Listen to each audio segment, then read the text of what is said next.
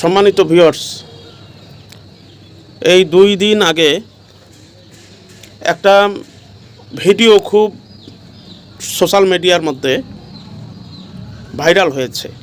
সেটি হলো ডক্টর শফিকুর রহমান, আমাদের জামাতে ইসলামের যে প্রধান আমির যিনি আছেন, তেনার একটা বক্তব্যকে কাট করে সোশ্যাল মিডিয়ার মধ্যে দেয়া হয়েছে।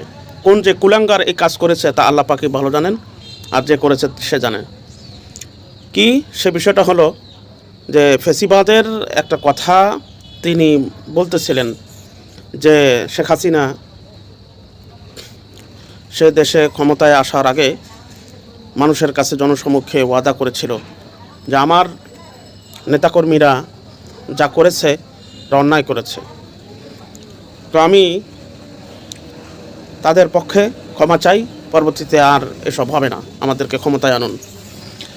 এই আগের কথা এবং পিছের কথা বাদ দিয়ে মাঝখানের একটু কথা এই ইসলামের শত্রুরা কাট করে সোশ্যাল মিডিয়ার মধ্যে দিয়ে দিছে। আমরা তো এসব জানি। আবার কিছু লোক এইটা নিয়েই ট্রোল করতেছে, মানে যাকে পাচ্ছে তাকেই দেখাচ্ছে যে দেখেন আপনাদের জামাতে ইসলামের আমির কি কয়।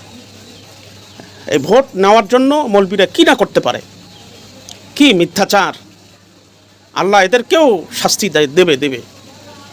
একজন মুমিনের বিষয়ে এরা নেতাকে, পার্টিকে খুশি করার জন্য কী না করতেছে।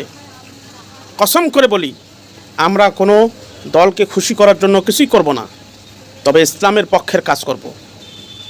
দল এতদিন এই গোষ্ঠীরা বলতো যে আপনারা হুজুররাই তো একতাবদ্ধ নাই, আমাদেরকে একতাবদ্ধ হতে হন কেন?